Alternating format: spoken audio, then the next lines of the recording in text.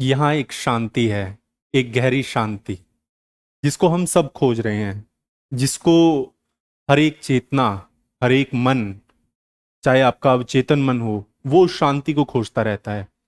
जब हम इस बात को समझते हैं, हम इस बात की रूपरेखा देखते हैं कि एक इंसान कहता है कि मुझे धन की आवश्यकता है, एक इंसान कहता है कि मुझे अच्छा स्वास्थ्य चाहिए, पर जब अब ये बात की जाती है कि मुझे शांति चाहिए, मुझे पीस चाहिए, तो उसका मतलब क्या है? उसका मतलब ये है कि वह व्यक्ति, वह इंसान अपने मन के अंदर अंदरूनी शांति ढूंढ रहा है।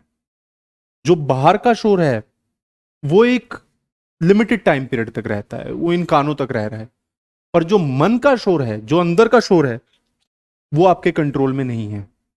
और हम सोचते हैं कि उस मन के शोर के लिए भी हम किसी ना किसी को खोज लेंगे और वो हमारी दुविधा का हल कर देगा, पर ऐसा नहीं है। क्योंकि उस मन के शोर से तो आज तक कोई भी नहीं बच पाया, बड़े से बड़ा ज्ञानी क्यों ना हो। क्या आप ये मानते हैं कि अगर कोई बहुत बड़ा ज्ञानी है, चाहे हम स्वामी विवेकानंद जी की बात करें या श्री रामकृष्ण परमहंस जी की बात करें या परमहंस योगानंद जी की बात करें, क्या उनको विचार नहीं आते होंगे या फिर उन्होंने अपने विचारों के ऊपर जीत पा ली है? ऐसा नहीं हो सकता। विचार हर एक इंसान को आते हैं, पर उन लोगों ने उन विचारों को कंट्रोल करना, ये नहीं कि वो रोक देते हैं विचार को, कि विचार आया और मैंने इसको रोक दिया और पीछे धकेल दिया, नहीं, ऐसा नहीं हो सकता। उन लोगों ने विचारों को शून्य कर दिया है। शून्य का मतलब ये नहीं है कि उनके दिमाग में एक भी विचार नहीं आ रहा। शून्य का मतलब यहां पर यह है कि उस इंसान के ऊपर उन विचारों का कोई अभाव या प्रभाव नहीं है। और जब विचारों का आपको, आपके पूरे बॉडी के हार्मोनल डिसबैलेंस जो होता है, आपके अंदर जो एंजाइटी क्रिएट करता है, आपके अंदर जो स्ट्रेस लाता है, वो चीज क्या है? वो विचार है। उन्हें विचारों के कारण आ रही है। तो ये जो विचार हैं ये एक रिफ्लेक्स की तरह है। एक बुरा विचार आके हमें हिला देता है, पर जो मौन व्यक्ति होता है, जो ज्ञानी व्यक्ति होता है, उसे पता होता है कि किस विचार को कंट्रोल किस तरीके से करना है।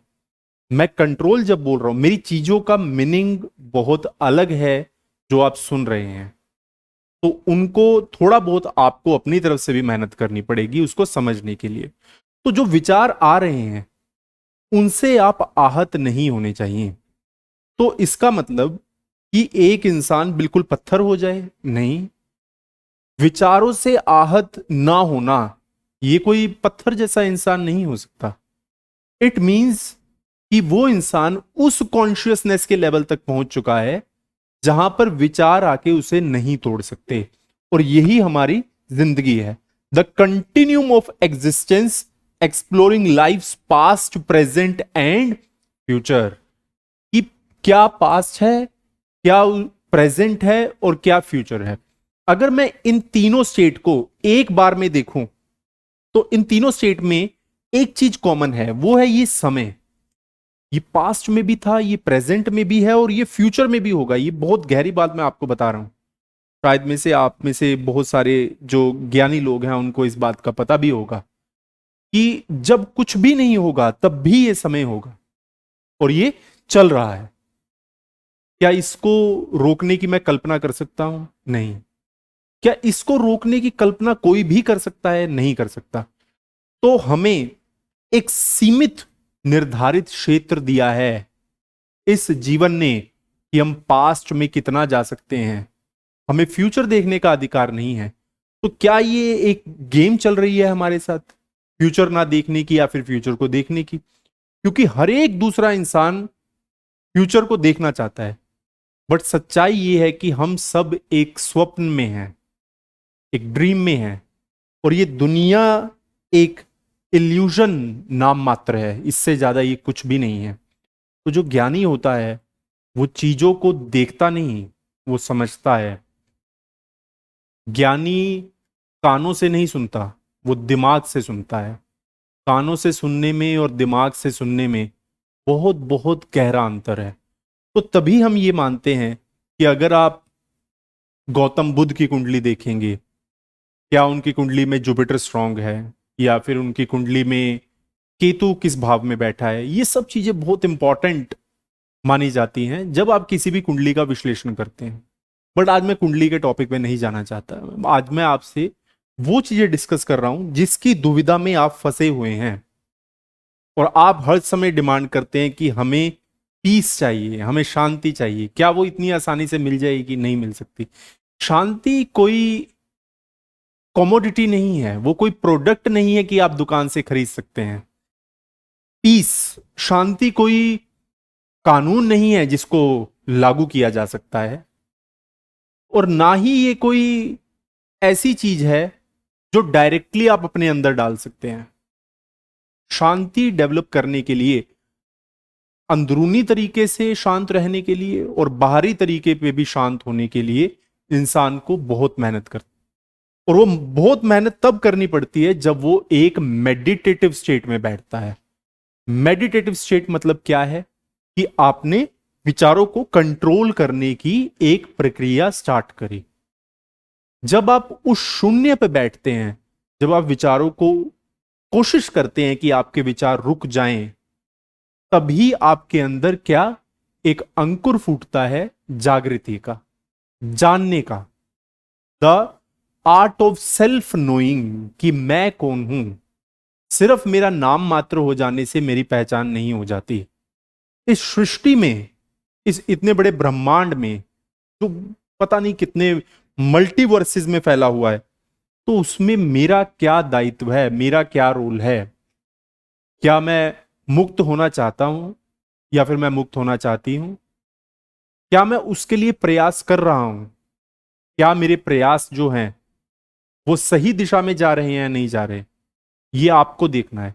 तभी मैं बहुत सारे अपने जो स्टूडेंट्स हैं उनको बोलता हूं कि अपने साथ बैठिए, किसी और के साथ नहीं, अपने साथ।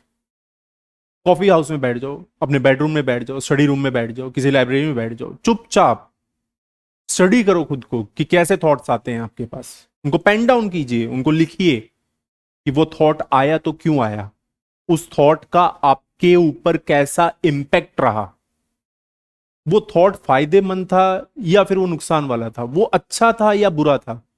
वैसे अच्छाई और बुराई कुछ होती नहीं, ये मैं आपको आगे के लेक्चर्स में बताना चाहूंगा। पर ये आपको डिसाइड करना है कि किस तरीके से आप चीजों को देखना चाहते हैं। जो चीज शायद से आज आपके लिए बहुत बुरी हो, तो एक साल बाद शायद से आप उसी की तारीफ कर रहे हो। ये समय का चक्र है जो घूमता रहता है।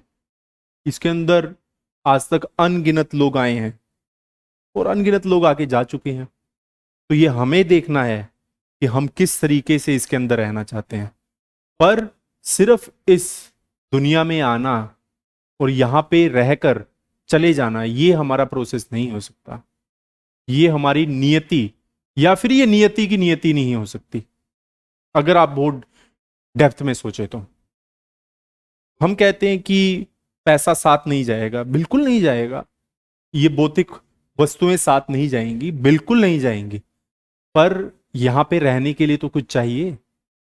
अब रहने के लिए क्या चाहिए और आप क्या प्राप्त करना चाहते हैं, उसका दायित्व भगवान ने आपके ऊपर छोड़ दिया कि तुम कितना पाना चाहते हो। आप जितना पाना चाहते हैं अपने सक्षमता से, अपनी मेहनत से, वो आपको दिया जाएगा।